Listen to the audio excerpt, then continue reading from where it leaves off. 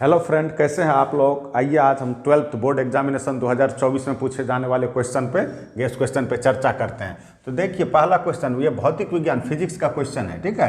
तो एक समान धारिता के n संधारित्र को समानांतर क्रम में जोड़ा जाए तो तुल्य धारिता क्या होगी बोल रहा है। तुल्य धारिता यानी कहने का मतलब C1 कैपेसिटेंस के n कैपेसिटर को पैरेलल समानांतर में पैरेलल क्रम में जोड़ते हैं तो उसका तुल्य धारिता यानी इक्विवेलेंट कैपेसिटेंस कितना होगा। तो देखिए कैपेसिटर को हम जोड़ते हैं दो तरीके से, एक श्रेणी क्रम में सीरीज में और दूसरा समानांतर पैरेलल में।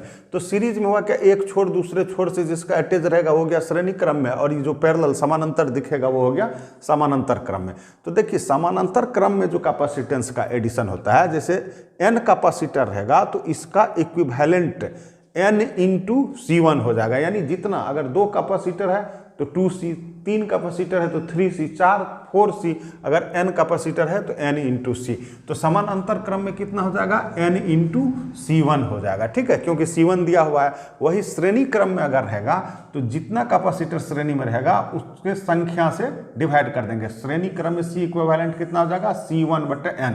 अगर 2 रहेगा तो C1/2, 3 रहेगा तो C1/3, 4 रहेगा तो C1/4 और n रहेगा तो C1/n। यानी सीरीज में क्या हो गया, जितना है कैपेसिटेंस उसमें नंबर ऑफ कैपेसिटर से भागा दे देना है, और पैरेलल में क्या होगा, जितना है कैपेसिटेंस उसमें जितना नंबर ऑफ कैपेसिटर है उससे गुना कर देंगे। यानी समानांतर में हो जाएगा n गुना C1 और श्रेणी में क्या हो जाएगा C1/n, ठीक है। ये रेजिस्टेंस का उल्टा होता है। जैसे रेजिस्टेंस हम लोग पैरेलल में जोड़ते हैं तो 1/R इक्विवेलेंट बराबर 1/R1 1/R2, ये करंट वाला हम डिस्कस करेंगे।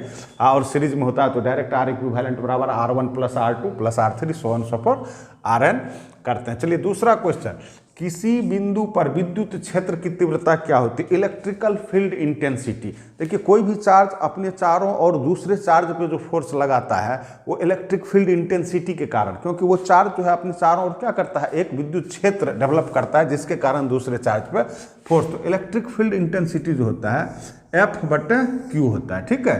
F/फोर्स per unit charge. Electric field क्या है, force per unit charge.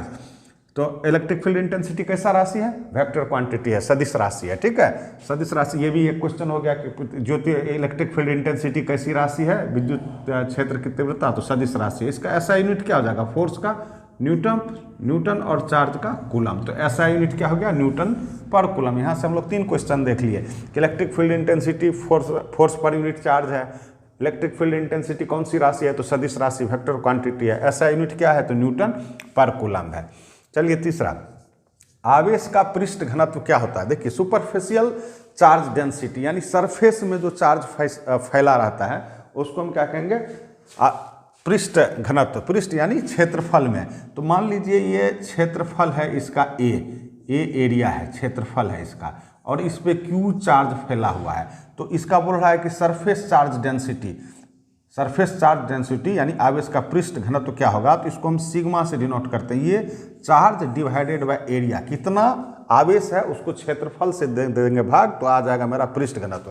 Charge distribution 3 तरह का होता है। एक होता है लीनियर चार्ज डिस्ट्रीब्यूशन। मान लीजिए इस लाइन में है Q चार्ज डिस्ट्रीब्यूटेड और इसका लेंथ कितना है L है, तो लीनियर चार्ज डिस्ट्रीब्यूशन लाइन में जो रहेगा तो Q/L हो जाएगा।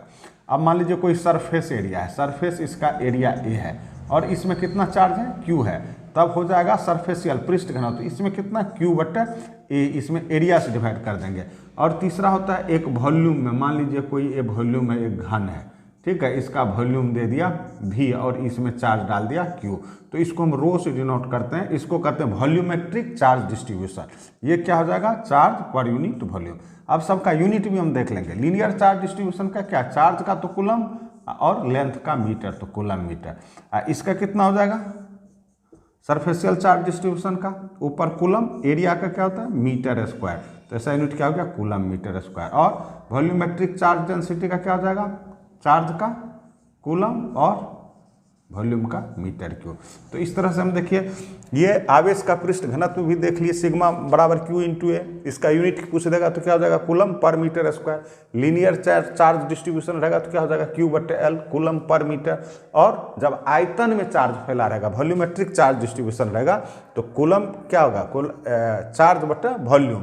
तो चार्ज का कूलम और वॉल्यूम का मीटर क्यों। इस तरह से हम लोग लगभग इसमें से 10 क्वेश्चन 12 क्वेश्चन डिराइव हो जाएगा, ठीक है। और इसका कुछ डेफिनेशन भी हम देख लिए। Thank you. आगे आपको ये सूचना मिलते रहे। अगला क्वेश्चन देखने के लिए, सीरीज में बने रहने के लिए चैनल को लाइक एवं सब्सक्राइब करें। धन्यवाद।